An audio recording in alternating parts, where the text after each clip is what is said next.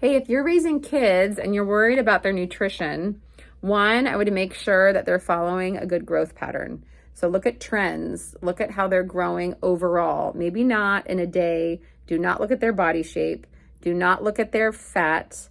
Do not look at their muscles because ages 0 to 18 are weird. They're weird in terms of the body is growing and changing so fast that you cannot look at anthropometrics like you do in adults. So with kids or any sort of peds, you want to look at first trends. And if there's anything that has changed drastically in 6 months, something's happening, whether it be weight gain or weight loss. Two, if you have access to any sort of internal measurements, blood, any sort of micronutrition measurements, that would be great.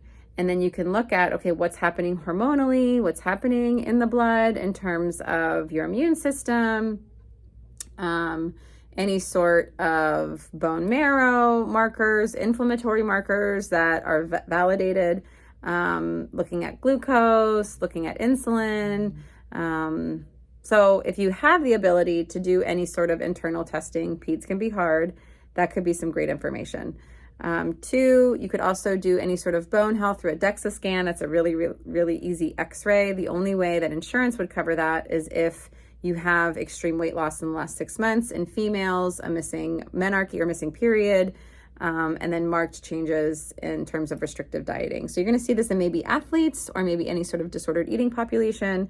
But if you have extreme weight loss and they are of Caucasian or Asian ethnicity or race, definitely look at your bone health or your DEXA scan because of calcium stores can be depleted if they're not eating enough.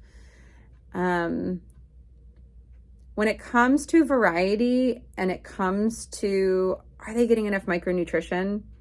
The body's really resilient. And sometimes our food beliefs are masking and in the way of how kids are getting access to food, or you think it's worse than it actually is. Sometimes I work with a lot of parents that are really nervous about the variety, but they're actually eating quite a bit of food. It's just not in comparison to what they're eating. And so if you're confused by this, I would want to consult with a medical provider that is familiar with food and variety, or specifically ARFID or eating disorders. That would be a dietitian, and just getting an outside opinion in, because sometimes when you're in it as a parent, you can't see the full picture. It's really hard to recognize.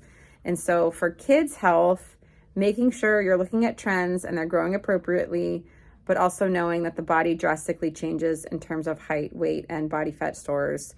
And things tend to level out between 18 and 25, but not all the time. And so that's where you can look internally to see if there's excess or any sort of deficiency. Hope that helps, and look for a medical provider if you have any further questions for any individualization. Okay, bye.